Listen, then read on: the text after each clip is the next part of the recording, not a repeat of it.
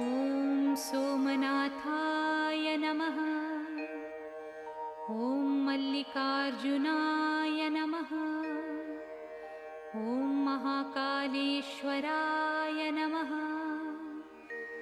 ॐ ओंकारेश्वराय नमः। ॐ वैद्यनाथाय नमः। ॐ भीमशङ्कराय नमः। ॐ रामेश्वराय नमः। ॐ नागेश्वराय नमः। ॐ विश्वेश्वराय नमः।